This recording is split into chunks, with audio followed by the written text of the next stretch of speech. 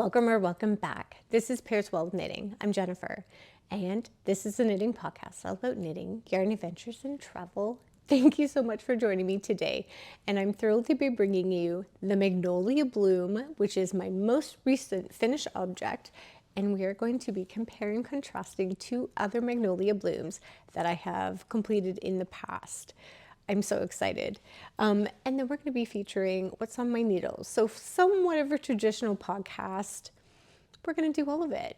And perfect time of season to be discussing the Magnolia Bloom. Let's do it. What I'm wearing, I have talked about the slip over on and in other videos. I will link that video with the finished object to the show notes. This is the Weekend Slipover by Petite Knit. It is a very boxy, very oversized slipover. I knit this with one strand of yarn from the Dye Guy in Mahone Bay that I picked up on my travels out east earlier this year. Well, actually 2023, last year. And one strand of Knitting for Olive Tynn Silk Mohair in one of their white colorways. Again, all the details will be in the show notes with the last video that I featured this with. Beautiful sweater, or I should say slip over, super cozy, and my favorite detail is the armpit. There's decreases that happen here to give it a little bit of extra flair, and just a beautiful little minor detail that I feel makes all of the difference with a great design of knitwear. I did have to bake, borrow, and steal using this yarn because I had only bought, I think, 3 balls of it, 3 skeins of it. And so the neckline is much shorter and the underarm hole area was a lot less than the intended pattern, which is pretty normal for me. Smallest size I knit, big gauge. It was a quick and speedy knit and gets tons of wear. So that's Weekend Slipover by Petite Knit. We are now going to get into the Magnolia train. I'm so glad you're here. So let's hop on board. I'm going to start kind of in reverse order. So I'm going to start with my finished object first, and then we can compare the other Magnolia Blooms. Oh my goodness, my heart is a flutter. This is a Magnolia Bloom by Camilla Vad. I will take video of this sweater in all its glory on the body, as she should be. This is a top-down construction, round yoke, featuring baubles, ornaps, and lace work, texture work, with gorgeous detailing that create a magnolia flower motif. So here's the flower, the head, and the leaves, and it's just an absolute stunner in every way. This is I think the original design by Camilla Vad of the Magnolia Bloom. She has, of course, come out with many different versions of her Magnolia design in, of course, a variety of weights, cardigans, summer tees, and they're all stunners. I knit this using very special to me yarn. This is the very first time that I purchased and used Nutiden. This was in their colorway. Oh my goodness. Starts with S. I will obviously link it in the notes. And I always thought it meant carrot because if you look very closely at the color, it's got this gorgeous heathering of not only orange, but almost browns, slight greens. And so I was like, oh, that's a carrot, perfect for spring. And even though it's very carroty, the name in Swedish actually means chicken or hen mushroom.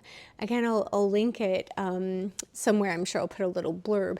And if you look up that kind of fungus, indeed, it is this colorway. So interestingly, I have knit another sweater inspired by a mushroom, which sounds so weird because I do not actually enjoy eating mushrooms, but I think they're very beautiful. And here we go. Like sweater number 2, mushroom family. I held the Nutiden double to get gauge along with one strand of mohair. The mohair was from the Knitting Loft, and it is called Dust. It was a beautiful mohair to work with, and It was in the colorway Orange Crisp. I mean, this sweater was just so much fun to knit on. It was a delight every step of the way. I will tell you about the non-delights piece. But basically, yes, I got gauge. So we are doing the 2024 Knitting Intentions, which is following the process of yarn, falling in love with yarn, gauge swatching, picking a pattern that matches gauge. And I really had a rough go, I think, pushing myself, or I should say, staying true with the process, because I had very much another sweater that I wanted to cast on with the Nutiden yarn. It just wasn't working with gauge. And so I put my big girl pants on and we said, okay, we're going to do it. We're going to follow the mature process, and we will meet that gauge and pair it with the proper pattern. And I went to something tried and true of mine. We went to the Magnolia. I mentioned you'll see 2 other versions that I've knit prior, and I would not go another way with this. I think this sweater is born to be in an unspun yarn and mohair. It's soft, it's light, it's gorgeous. I did not modify the pattern. I don't believe anywhere, maybe body length, because for me that's always a real easy, personal choice, and probably length of sleeve. I did a in pattern bind off, so purl over knit, knit over purl kind of bind off to get, which I consider a really clean but simple bind off with unspun. And I won't go into detail here because I am, I have in the making a whole video that will concentrate on working with unspun and comparing, contrasting in detail. I've already started tables, and my organizer heart is just loving it. But yeah, I would say highly, if you are working with unspun when you're casting off, to do a cast off in knitting style rather than in sewn bind off. That would be a nightmare. Because I've tried to do that before and it's not fun. Also, where I changed things, perhaps if you want to say, is I chose a different yarn to stitch down the collar. The pattern does call for a knit down collar. It actually, maybe this is where I also modified. When you cast on for your stitches, and you do a 1x1 ribbing. Sorry, my stitch allergies. And you basically knit double from the top, and then you fold down. There's a method of basically attaching everything and then continuing on from there with your increases and the yoke.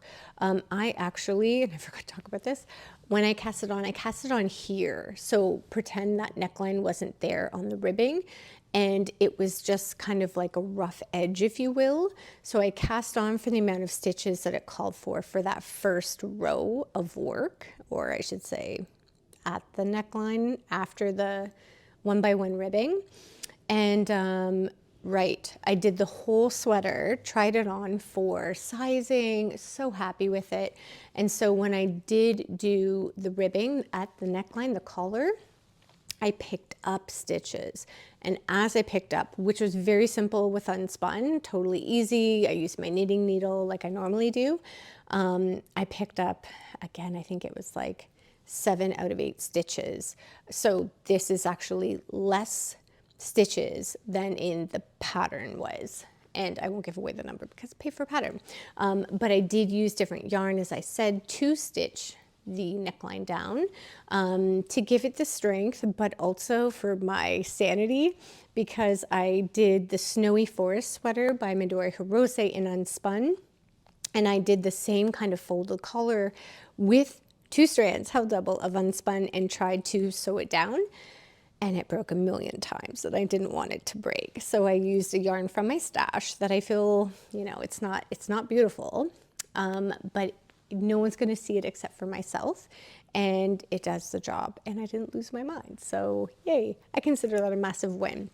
I'm in love with the sweater. I have worn it a lot. And this kind of sweater, because it is very heavy, yes, one can definitely think, of course, this is a winter cozy sweater, which yes, I consider this almost an outside spring substitution coat.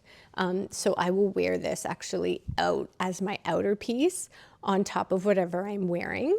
And unless it's very windy or rainy, it works as kind of a spring coat, which is lovely. So that's Magnolia Bloom by Midori Hirose in the stunning Nutiden yarn unspun and dust by the Knitting Loft. Just gorgeous. And again, I just want to say a little piece about the Knitting Loft and their affinity and helpful nature to help me choose the absolute perfect color of mohair to pair with everything. I feel like it did exactly as I wanted. And I mentioned in my last video when this was a whip that I wanted that muddy color of the Nutiden yarn to be boosted up a bit to brighten it a bit, and it did. Actually, I will even grab, and I'll pause the video for a second, I'll grab the plates left of Nutiden and the knitting, the mohair, so you can see the comparison. 2 seconds. Okay, right. So here's the colorway. It's written by the lovely Nutiden crew. Sorry, bag noises. Svavelticka. There we go. That's a mouthful for this Canadian kid. So here is, sorry, there's bag noises, of course. I apologize. So here is the Nutiden plate, and I'm going to tell you what I have left because it's kind of crazy. And here is the mohair, the dust. So it is different enough, but same enough that it does what I wanted it to do. Again, from that description of like brightening it up, because this is stunning, but it is muddy, and I wanted it more zappy. And so it's a perfect little marriage of zappiness and just stunning. Let me tell you what I have left. So with mohair, I got 2. These come in big skeins. And originally, oh, yes, I have a ball band here too. So I have all this left. It comes in, sorry, content. Yeah, so sorry, it's silk. 30% silk, 70% mohair. It is 432 meters per, I'm guessing, oh, it's 50 grams. So you get quite a bit of mohair in your skein. They graciously wound it for me because, again, I don't have a ball winder. I just have a Swift, and this would have taken me probably like 5 nights to do. And out of 2 of these, I have 35 grams left. So quite a bit. I feel that's a sizey amount of mohair, and I had initially purchased 500 grams of Nutiden yarn. They come in 500, 300, and 100 plates, and I have from the 500, 169 grams left. So this is a bigger thing. I know I'm going on another tangent. So, I mean, I have so much left. Sorry, I have fluffs everywhere that I feel like I really want to make something else. So it's like, okay, another slipover. What can I do? I'm considering doing an Amy slipover. I mean, this might not be enough. I might have to get a little creative, but I definitely have enough. I've done my research on Ravelry with people that have chosen to do Nutiden. They've weighed it, so they've been very, courteous in providing the knitters with information that, scour Ravelry. And I do have enough Nutiden to do an Amy slipover. So that may be in the works eventually, but you'll see where my time is actually going right now. I'm gonna put these back.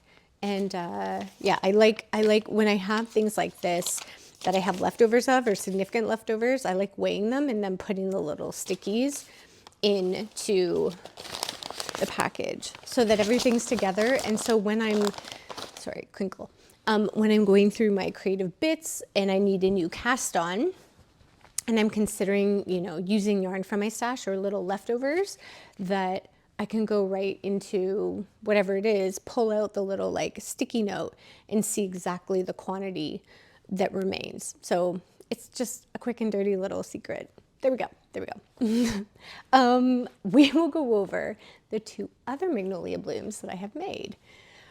I want to say this is my favorite one. My favorite one is so pretty, so pretty. Okay, she'll go there. I will go with, I think I'm going to go with my first. Yes, I will go with my very first Magnolia Bloom. Here's my first Magnolia Bloom I have ever made. Boop, right here. I feel this is super classic, obviously the cream, and this is, I want to say 3 years old. This was my first attempt at NUPs. Oh my gosh, I didn't talk about the NUPs. I'll talk about the NUPs in a second. It was the first attempt at this much charting, reading charts. Yeah, I had done a folded neckline before, and I mean, I was always doing yarn substitution, so that was nothing new. This is same pattern, Camilla Vad, Magnolia Bloom, but this is in 1 strand of Alafoss Lopi by Istex. This is a heavy, very rustic, hard-wearing Icelandic yarn, and this is definitely a favorite yarn of mine. It's everything that I want it to be. The original Magnolia Bloom calls for very light yarns. I can't remember. It was like a lot of mohairs held together.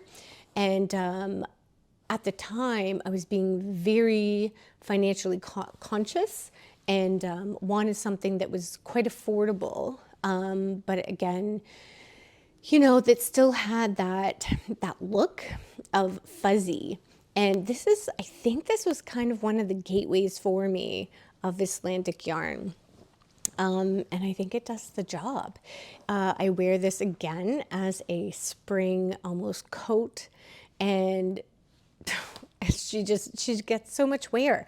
I feel for the amount that I have worn it, and you can see the wear and tear on it, the little like, you know, bits and blobs and little like pilliness, but I mean, this is such a win in my books.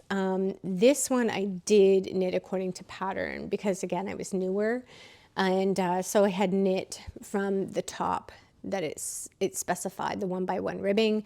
I knit double, and I brought it together. I brought the 2, what should I say, the 2 parts of the fabric together to fold it. I actually cannot recall if I did. I think this is knitting. Like I used a knitting needle, not a crochet hook, but it's pretty clean actually and looks not terrible for, you know, my early days of neckline double folding hem. I did a purl over purl bind off in this one. So I don't know if you can tell the difference, but this one almost looks like a wave. Whereas this one I did in knit over purl in pattern, and this one is, I think, cleaner in this exact pattern. You can see almost the braid structure and the knit structure that comes from it there, and this one would be on the inside. Interesting, good contrasting there. I don't believe I did other mods on this. Again, it would have been length and of sleeve and body. Oh, hold up. I'm looking here. Oh, no. Yeah, no, I did it. So the German short rows that Camilla Vad has you do are located after the charts in the yoke. And I had followed it on this one. I didn't know if I did, but I did because I thought maybe I had done it before. But I followed pattern. I mean, again, when a pattern works and works well, like, let's follow the pattern. Great. Anything else about this one? I don't think so. I didn't talk about the NUPs. Let me talk about the NUPs because I've done this for all of my NUPs. And this actually got the royal treatment of NUPs way after, like a year or 2 after. I did it right away with this.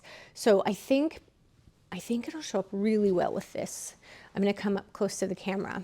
So when you're knitting the NUPs, I created the NUPs. First of all, I created big NUPs. I I wanted very distinctive nups. I wanted like a chunky, perky nup. So I did 6 stitches to get the nups that I've created here. I believe, and I know it's hard to compare because this is different yarn, but I think I did 5 with these guys. I really wanted like chunky baubles.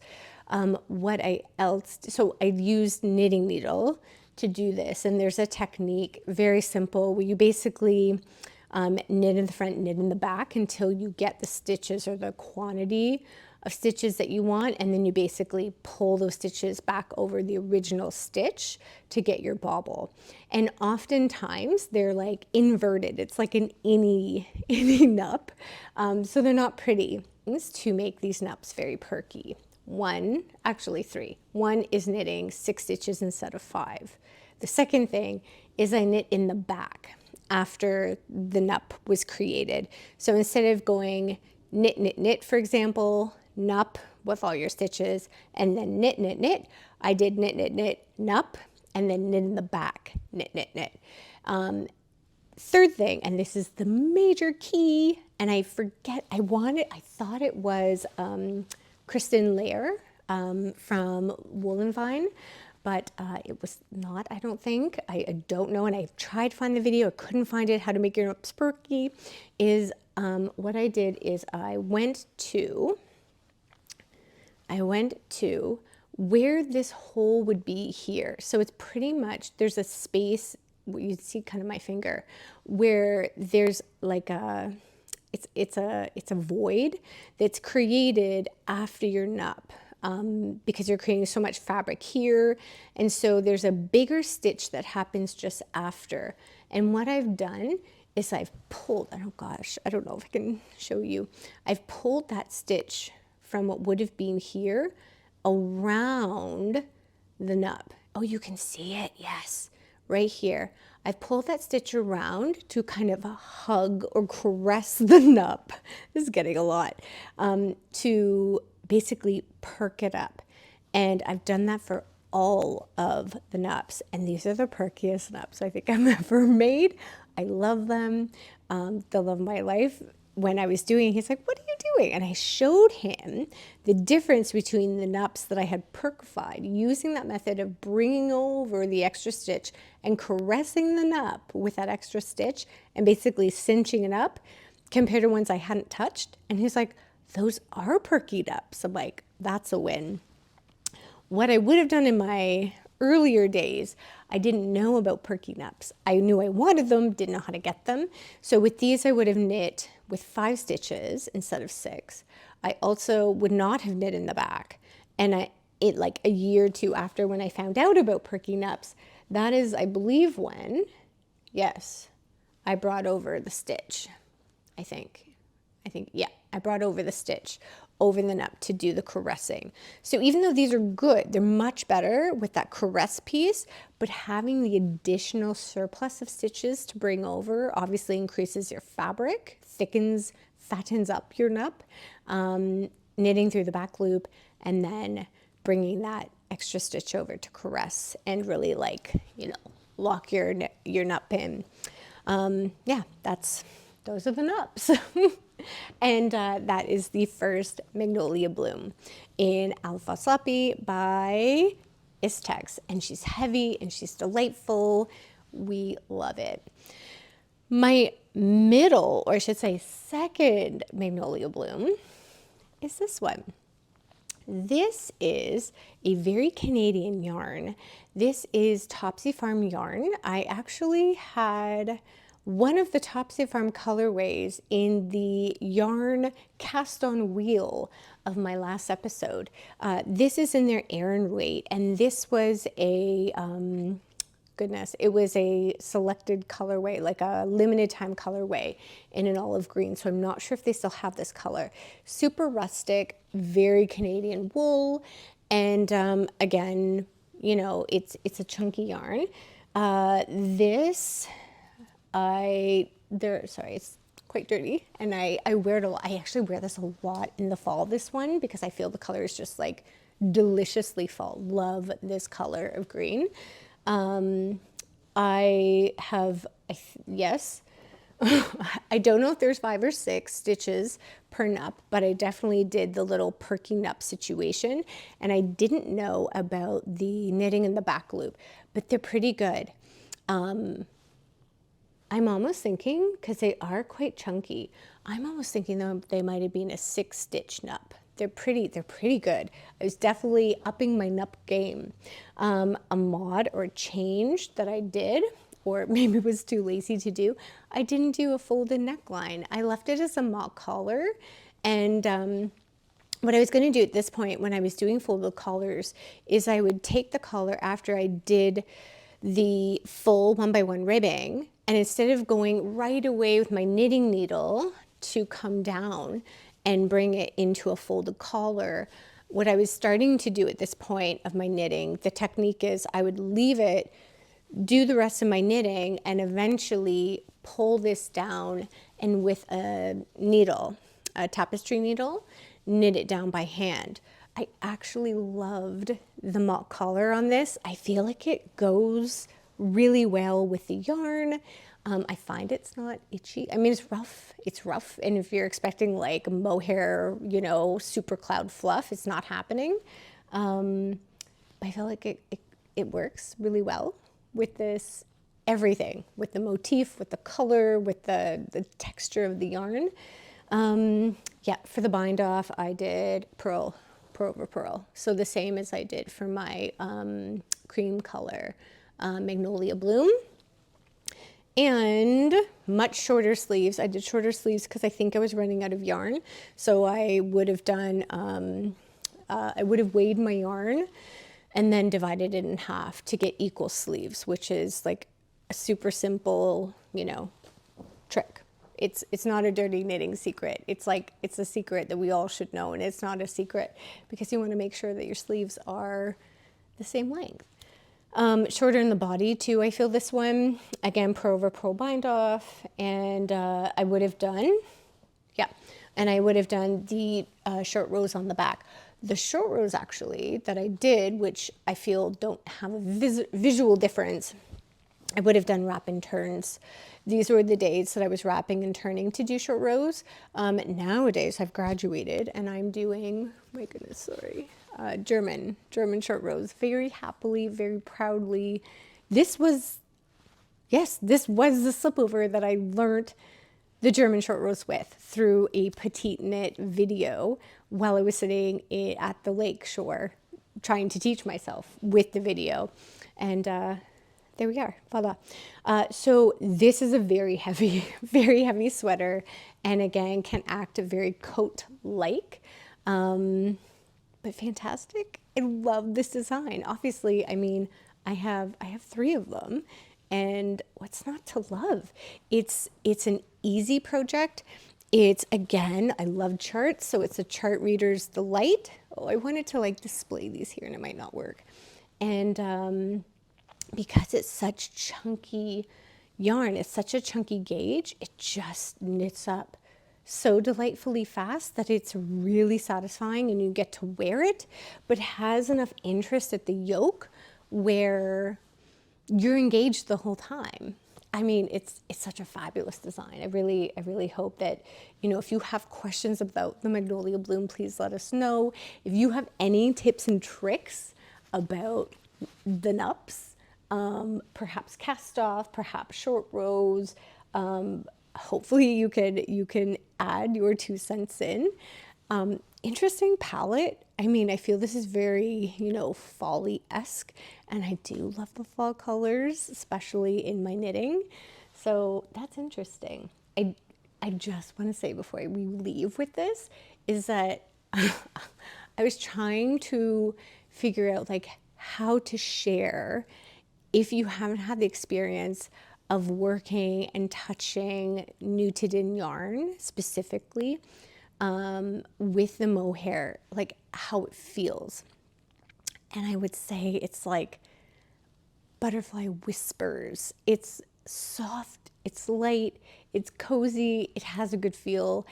And I think that would be an excellent segue into, which will be a future video about unspun that will feature this particular unspun yarn of Nutiden it's very much butterfly whispers, and you'll see why, because it was a challenge at times to work with, but then we figured it out, and so hopefully me figuring out will help you. There we are, Magnolia Blooms, just a delight. Okay, and let's get into what I'm knitting on. I'm going to share two things, and I will not be long on them. So first things first. First thing is a swatch. I posted this on Instagram because I was knitting in a cafe outside on a nice day, one of the few sunny days we've had, and here we are. This is actually the second swatch I did. The first swatch was a thinner gauge or smaller gauge. This is 2 strands held double of Sandnes Duo, which is here, Sandnes Duo. This is an interesting blend that I normally would never work with. I'll tell you why I'm working with it. This is a pretty much 50-50. One moment, please. 55% wool. I think it's a merino. I'm not sure, and 45% cotton. So it's pretty much half of wool and cotton. I originally was holding 1 strand to fine gauge. The person that I'm knitting this for, which I'll share, she actually preferred it with 2. So I've kept the 2, and I'm going to keep this until I fully have decided on pattern. This is for my mother. She has asked in a very lovely way for me to knit her a vest. She found a vest online that she really liked. It's a tunic style, quite long. Of course, there's no pattern because it's a fast fashion vest, but I think it's very sweet that we are, we're going to work together. She's going to verbally, tell me what she's liking or not of the vest that hopefully I will create with her. So I showed her the swatch of just 1 strand held together, and then I knit up 2 strands held together. She liked the 2 instead. She also, she gets very hot often and doesn't wear sweaters. So that's why the choice of the Sandnes Duo to hopefully reduce the heat factor or the heat trapping factor. And the idea is that she will be wearing this vest over something else, obviously, like t-shirts or long sleeve shirts or blouses. I will pop in a picture of what she desires, what the dream is of hers, the vision of the vest. And what I've done is I've scoured the internet, and through Knit Night, the ladies at Knit Night, I was telling the story to, and I was feeling really bummed out because I feel like I wanted to at least work off a bit of a pattern and then make all the mods or recalculations that I'd have to. But I've never done a V-neck before, nor V-neck slipover. And I wasn't finding anything that I feel represented what she wanted. However, girls at Knit Night suggested the Stockholm V-neck slipover by Petite Knit, and I think that's going to be a good kicking off point. So I think I'm going to use that pattern. This is a very different gauge, so please do not think like this is, we're trying to stick to the 2024 knitting plans. Like, no, this one's going in that a whole other separate silo of we're reverse engineering what my mom envisions for a slipover for herself. So that's in the works. I'm just trying to wrap my head around because the gauge is so different than what's recommended in the pattern, and seeing kind of what features my mother really wants in her vest. It has a pocket on the outside. The ribbing that's created on the neckline doesn't meet. There's just some weird non-knitter stuff that's happening. So I'm going to consult with her further because I have learned my lesson from not consulting before and having to rip out a ton of work, where I want to work with her intermittently to see and check in to see if she's happy with stuff, because I want her to wear it. I want her to like it. So this will be some form of V-neck slipover for my mother in duo. Yes. Okay, moving on. And this will be the last thing I talk about is my Caston that I had that came in the spinner. I should I'll put my Magnolia Blooms to the side. This wool came up. Do I have a cone to show you? I felt like I did, but maybe this is all I have left for now. This was in the spinner. I'll bring the spinner up of my new or next spring cast on. And this is wool that I think I've had to date the longest in my stash. It is the Harrisville Designs Highland wool, and stunning yarn. I've used it I think in 3 or 4 other sweaters at least, but this color wasn't doing it for me. This is called Tundra, and I'm not sure. I want to like it. It's very close. I know you're going to be like, Jennifer, this is very close to things that you already enjoy and wear, but it's that much different that I don't know yet. I'm not on board fully. It's a little too yellowy, I think, for my coloring. See, like this, cute. You're like, oh, cute. This one's like, I don't know. Anyway, okay, so staying true. I thought, okay, have to be that responsible, podcaster of knitting. So I did. I did my gauge swatch. I did gauge swatch again because, I had other sweaters, but, maybe they've stretched out or I've used different needle sizes. Anyway, so I did a gauge swatch, and I'm choosing to knit for the second time the newer slipover. This is by Strikkekaffe, or I forget her actual name. Strikkekaffe she goes by. I think it's Natasha something Hodne. I forget. I will put a little blip in the show notes. But Strikkekaffe, and yeah, it's originally, the pattern is a slipover.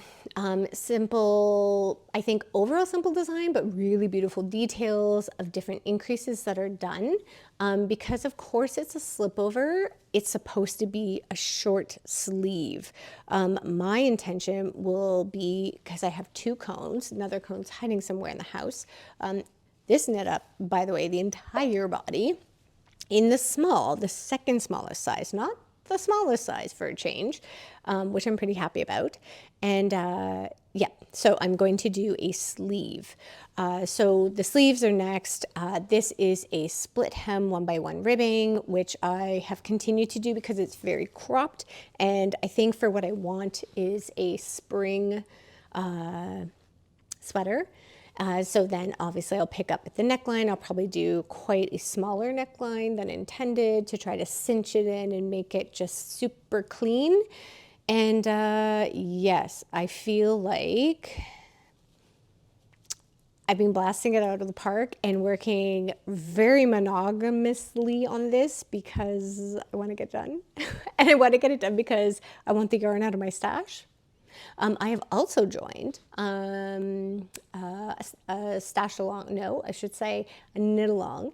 This is Nora from AK Nora Knits. It is the Stash Bust Spring #Cal. So it's hashtag Stash Bust Spring, and it is a knit along using yarns in your stash to use up what we already have. And we're not, we're not trying to purchase more yarn for this knit along, which I think is perfection.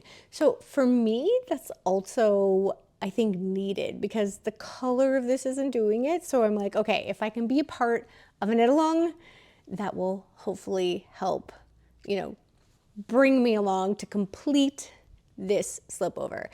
In the end, I know I love the design. So we'll see. And I have had lovely people comment about some options with the yarn itself, that I could use it, some kind of, it could be used originally because you hadn't seen what I casted on with color work, or perhaps it could be dyed over. These are options for sure. I will share what I kind of have in my brain, is I was thinking I can embellish it. If I'm not a fan, or, I need it broken up or add some little pops of fun, I was thinking of embellishing it with embroidery, something fun. maybe some fruit, maybe some flowers, adding pops of color to it so that it brings more joy than perhaps currently. And again, nothing against the yarn. I've used this yarn multiple times. It's the color, and it was me. I picked it, and I think I have moved on since this color because this used to be a color I enjoyed. Okay, so that is the newer slipover to be a long sleeve newer slipover from Strikkekaffe in the Harrisville Designs Tundra. Beautiful. Okay, fantastic. I want to thank you so much for being here today and listening to all of the yarny things that I'm up to with my knitting adventures. I cannot wait to get outside even more than I already am, walking and knitting and enjoying the fresh air. I hope you're able to get outside as well and casting on something fun for spring yourself. Perhaps you're knitting on a spring garment. Let us know if there's something that I should be casting on. Perhaps it's something that you are casting on because it's spring, but maybe it's something very woolly. I mean, to me, it's always woolly season. We can figure out when we're gonna wear our woolly knits. But yes, if you have enjoyed this episode, I invite you to like and subscribe to the channel. If you're finding it within yourself and want to click even further, go down into the show notes and along, of course, with all the description of patterns and yarn and everything that's there. I invite you to click onto the Ko-Fi account where you can purchase a coffee for myself, which I am very grateful for. What else do I want to say? Oh, of course, I have my pattern there, the only pattern that I've designed at this point, my favorite fingerless mitts that are in 2 weights. Let me know if you are knitting them. Some lovely I've had some lovely knitters already commenting on them. And I'm delighted. I'm so excited that we're having, you know, some of our scrappy yarns used into another finished object of fingerless mittens, and that just is so fun. All right, I wish you great joy in your knitting today, and until next time, thank you very much.